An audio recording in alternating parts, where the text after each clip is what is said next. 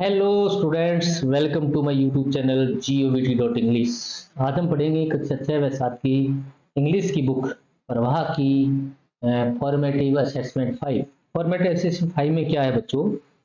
Tick the option that is not related to the word river. देखो, यहाँ उन शब्दों के टिक करना है जो रिवर से संबंधित नहीं है, नदी से संबंधित नहीं है। वाटर नदी में होता है, स्विम भी स्विम का मतलब तैरना होता है, वो भी नदी में किया जा सकता है। बोट का मतलब किश्ती, वो भी नदी में चलाई जा सकती है। स्टिल अब भी ये जो स्टिल जो शब्द है वो रिवर से संबंधित नहीं है, तो अपन स्टिल का क्या है, टिक लगाएंगे। 2 नंबर है tick the correct noun for the given sentence. इसमें जो करेक्ट नाउन है उसके आगे टिक लगाना है। The work he works in A factory Delhi, तो फैक्ट्री शब्द जो है वो एक नाउन है। ओके, तो 3 नंबर जो क्वेश्चन है वो क्या कहता है, tick the correct sentence for the given picture. यहाँ पिक्चर दी गई है, अब थोड़ा सा दिखाई नहीं दे रहा है। इस बच्चे के हाथ में बैग है, एक बाल्टी है, लेकिन अंदाजा लगाते हैं कि बैग ही होगा, तो बॉय हैज ए बैग, इसको टिक करें। टिक करेक्ट है pronoun for the given sentence. वाक्य जो दिया गया इसमें प्रनाउन लिखना है। द चिल्ड्रन के लिए प्रनाउन हमेशा क्या बनता है, जैसे आपको पहले कई वीडियो में आपको बताया जा चुका है, बहुवचन जो होते हैं उनके लिए डे बनता है, तो डे का टिक करें। तो बच्चों 5 नंबर में एक छोटा सा पैसेज दिया गया है, स्टोरी दी गई है, और स्टोरी को पढ़ेंगे और फिर अपने नीचे प्रश्नों के उत्तर देंगे। अब आगे प्रश्नों के उत्तर इसमें साथ ही दिए गए, जैसे यहाँ 1 2 3 4 इस प्रकार से ना। तो अपन सोचेंगे क्या, Ali wanted to help his father today. आज अली अपने पिताजी की मदद करना चाहता था, so she decided to clean the house, इसलिए उसने घर को साफ करने का फैसला किया। आगे क्या है, he started clean and was happy to do, वो साफ उसने सफाई करनी शुरू कर दी और वो काम करके बड़ा प्रसन्न था। He turn back to the clean near the, और he turn back to clean near the अलमीरा, उसने अलमारी को साफ करने के लिए वो मुड़ा। He did not notice that his pet walked into the room, उसने ये नहीं देखा था कि उसका पालतू कुत्ता जो है वो अंदर आ गया है। ही वाज नॉट, क्यों पता नहीं कर सका वो, क्योंकि ही वाज बिजी, क्यों बिली cleaning, he was busy cleaning, सफाई करने में वो व्यस्त था। एज ही रिटर्न अगेन, जब वो दोबारा मुड़ा, ही वाज मार्क नो पा, तो उसने पंजों, पा का मतलब था पंजे, तो उसने पंजों के निशान देखे।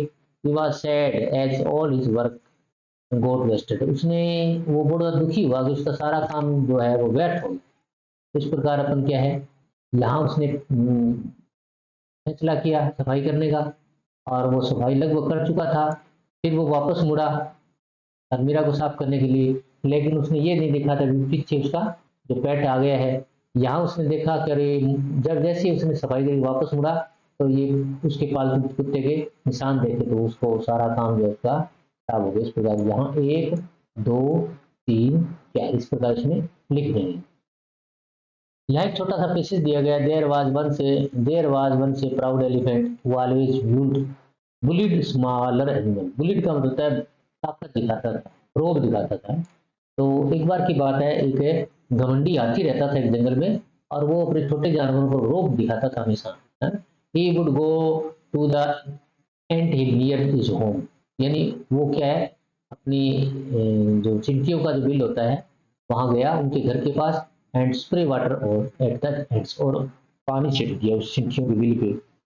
And could not do anything, चिंटियां बेचारी कुछ नहीं कर सकी, बिकॉज ऑफ दियर साइज, क्योंकि वो साइज में क्या थी, छोटी थी। छोटों पे क्या रोक झाड़ना हाथी का काम था।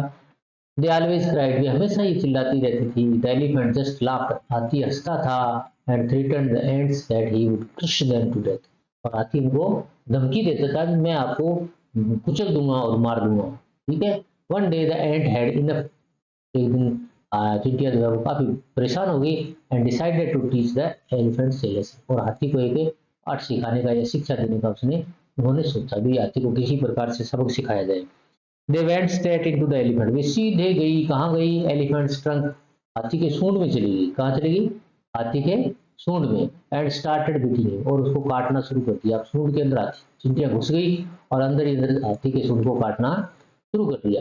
The elephant could not cry, could only cry in pen, और हाथी केवल दर्द से चीख ही सकता था, और वो कर नहीं सकता था क्योंकि चिंटियां सूंड के अंदर घुस गई थी।